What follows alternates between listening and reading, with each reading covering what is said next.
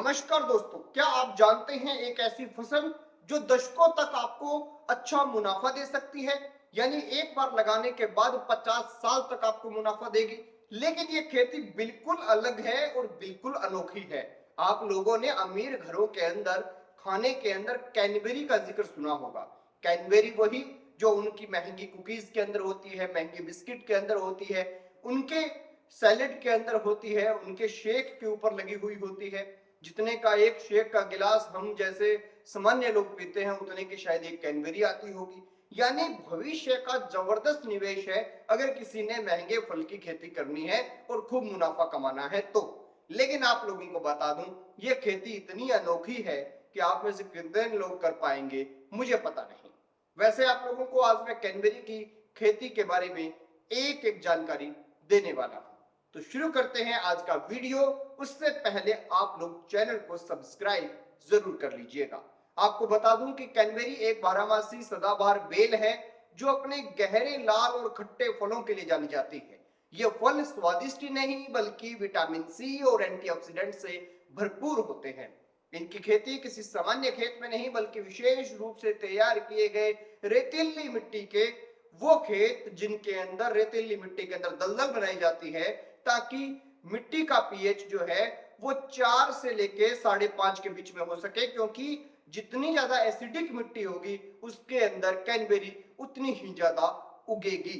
तो उसके लिए क्या किया जाता है, सबसे पहले एक सपाट खेत चुना जाता है जहां पानी अच्छी मात्रा में हो। फिर वहां पर 0.3 से लेके 0.6 मीटर की गहरी क्यारियां बनाई जाती है जिसे हम बोगस कहते हैं। इन क्यारियों के अंदर नीचे प्लास्टिक की शीट लगाई जाती है और उसके ऊपर 5 से 10 सेंटीमीटर मोटी परत जो रेत की है वो डाली जाती है और फिर इन क्यारियों के अंदर पानी छोड़ा जाता है। जब क्यारियों के अंदर पानी भर जाता है, रेत जो है वो गीली हो जाती है और उस रेत के बीच में कैनबेरी की जो जड़ें हैं वो फलती फूलती हैं। अम्लीय मिट्टी यानी एसिडिक मिट्टी के अंदर उगने वाली ये कैनबेरी, इसके लिए स्पेशल दलदल वाली मिट्टी हमें तैयार करनी पड़ती है। फिर आती है बात कि ये कैसे तापमान में, कैसी जलवायु में हो सकती है। तो शीतोष्ण जलवायु के अंदर होती है जहां पर 120 से 150 दिन बिना पाले के ये रह सके, उसी जमीन में इसकी खेती होती है। तो अगर भारत की बात करें तो हमारे यहाँ तो भाई 150-200 दिन आप सीधा बिना पाले के रह लें, ऐसा तो हो नहीं सकता। तो इसके लिए हमें पॉली हाउस बनाना पड़ेगा अगर कोई भारतीय किसान इसकी खेती करना चाहता है तो।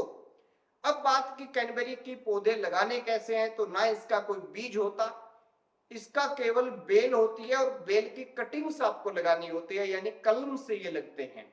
9000 पौधे 1 एकड़ में लगेंगे तो आपको कलमें 9000 पहले तैयार करनी है। फिर बसंत की रुत आते ही आपको इन्हें लगाना शुरू कर देना है। यानी कुल मिला के ये है कि आप मार्च से लेके आगे अगस्त से पहले पहले यानी बरसात के टाइम के बीच में, बरसात आए उससे पहले थोड़ा लगा लीजिए, बरसात के अंदर ये ग्रोथ करने लग जाएंगे। अब रही बात सिंचाई और पानी की, तो सिंपल सी बात कि कैनबेरी के लिए खूब सारा पानी चाहिए। क्यों चाहिए? क्योंकि जब इसके ऊपर पाला पड़ेगा तो इसे बचाव के लिए हमें स्प्रिंकलर से पानी देना होगा।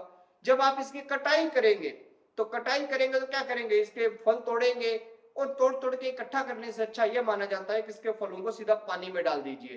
पानी आगे बहेगा तो पानी के साथ इसके फल भी आगे बह जाएंगे और एक जगह हम इन्हें इकट्ठा कर लेंगे।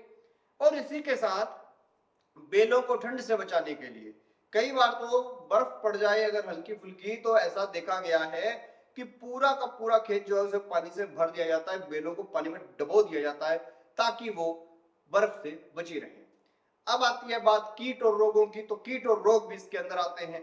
जो फ्रूट आप समझो कि अमेरिका का है, भारत में हम खेती करेंगे तो उसमें 100 प्रकार की बीमारियां आएंगी। तो इसके अंदर सबसे बड़ी बीमारी आती है फ्रूट वार्म की, यानी कि जो कीड़े हैं वो फल के अंदर पड़ जाते हैं। एक आती है इसके अंदर फ्रूट फ्लाई की, एक आती है इसके अंदर जड़ गलन की, क्योंकि पानी के अंदर ज्यादा टाइम जड़े रहती हैं। तो ऐसे में हमें जड़ गलन से बचाने के लिए एक तरीका अपनाना पड़ता है। हमें अगर लगे कि इसकी जड़ें गल रही है, किसी प्रकार की फंगस आ रही है, तो फंगीसाइड वगैरह देने होंगे और उसी के साथ पानी को तुरंत प्रभाव से निकाल सकें, ऐसा रास्ता भी हमारे पास होना चाहिए ताकि पौधे जो हैं उन्हें जब पानी चाहिए हम पानी दे सके, जब पानी निकालना है तब पानी हम निकाल सके। तो कुछ ऐसे होती है इसकी खेती।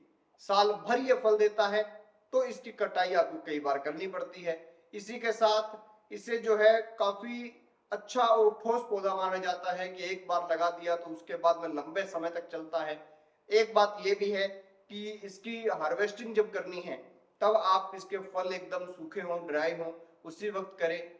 अगर आपको प्रोसेसिंग करनी है, आगे खुद ही प्रोसेसिंग करनी है, तो चाहे फल गीले हों कोई दिक्कत नहीं, बस आप इसकी हार्वेस्टिंग करके और उन फलों को अगर विदेश में भेजना है, कैसी कंट्री में भेजना है उसके हिसाब से भेजा जाता है। जैसे आपने सुना होगा बर्फ की सिल्ली के अंदर फल पैक करके दिए जाते हैं, जैसे झींगा जाता होता है, बर्फ की सिल्लियां होती हैं उनके अंदर झींगा पैक करके दिया जाता है, तो कुछ वैसे इसके फल भी विदेश में भेजे जाते हैं। कमाई की सिंपल सी बात है भाई, अगर आप इसकी खेती सक्सेसफुली कर लेंगे तो विदेश भेजने की जरूरत ही नहीं है। दिल्ली जैसे शहर में भी अगर बेचोगे तो कैनबेरी बहुत अच्छे रेट पर आपकी बिक जाएगी। प्रोडक्शन बेशुमार होती है, लेकिन एक बार पौधे को चलाने के लिए आपको बहुत मशक्कत और बहुत ज्यादा रिसोर्सेज का इस्तेमाल करना पड़ता है।